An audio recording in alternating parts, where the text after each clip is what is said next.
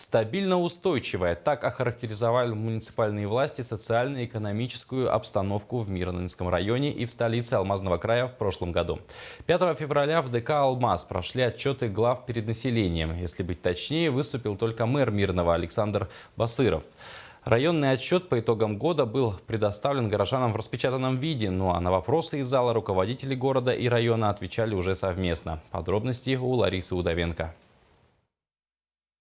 Интересно иногда оторваться от своих важных дел и попробовать взглянуть на город, в котором живешь, как бы со стороны, послушать статистику и сделать выводы. Такую возможность дают ежегодные отчеты глав района и Мирного. Ситуация на рынке труда остается стабильной. По состоянию на 31 декабря 2014 года количество безработных составило 217 человек. Среднемесячная заработная плата работников предприятий и организаций города за январь-ноябрь 2014 года по городу составила 78 348 рублей 60 копеек.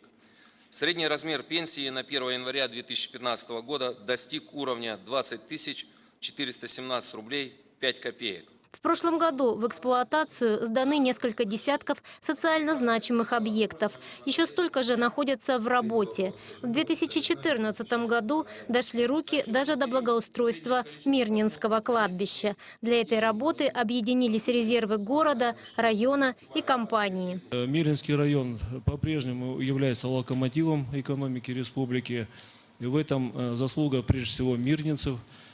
От всего ВВП в копилке республики четверть – это наши результаты работы за истекший 2014 год.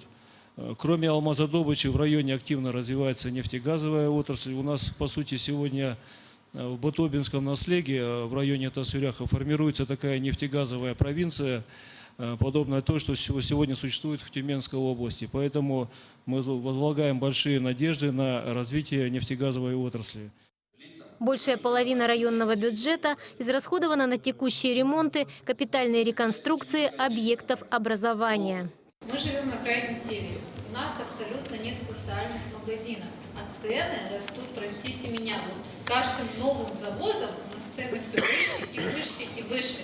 Почему никто не контролирует ценообразование за предпринимателей? Встреча с муниципальными властями длилась более 2 часов. Вопросов было много, и все они занесены в протоколы отчета.